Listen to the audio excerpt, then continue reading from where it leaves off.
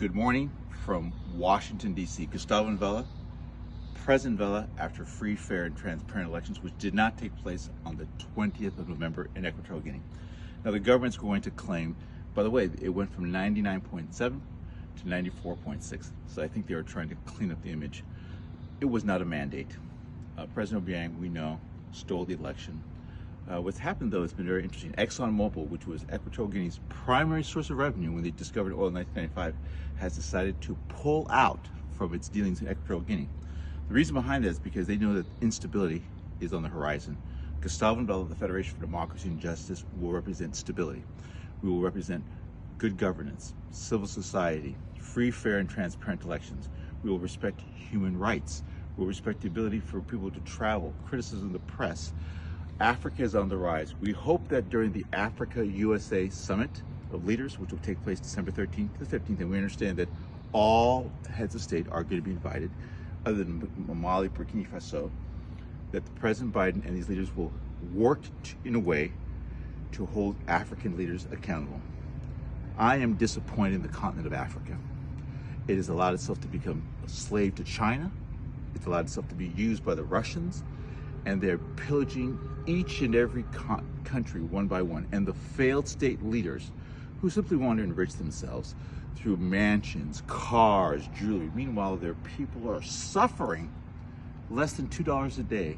So I'm calling for the kleptocratic initiative group out of the United States Department of Justice to begin to clamp down. You've got to hold these guys accountable. Do what you did to Russia. Now, why is it that the U.S. can criticize human rights in China, but they can't, with vociferousness, criticize human rights that take place in Equatorial Guinea and other parts of the world? We know that oftentimes that you'll get these countries that will give weapons to have Africans kill Africans. Well, Africa is for Africa, but we can rebuild. The people of Equatorial Guinea, it's important for us to rise up. I am a citizen of Equatorial Guinea, a permanent resident of the United States of America. I love the United States of America for giving me great opportunity to be educated. I went to Stanford. I was able to train here to run in 4 Olympics. I have 2 daughters who are American citizens, but it's time for me to go back to Africa. I look forward to helping and working with the individuals in a sustainable way.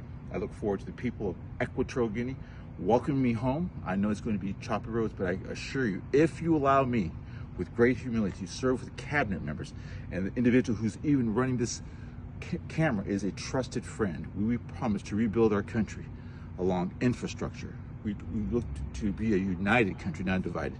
It's important during this delicate time in Africa for us to rise up, be bold, be brave, and don't allow ourselves to be kicked around anymore. Los guineanos, es importante, el tiempo es muy delicado, preparando cambiar en Guinea Ecuatorial. Cuando Teodoro Obiang va a Washington, D.C., yo quiero una reunión privada con el hombre para hablar cosas que es muy delicado.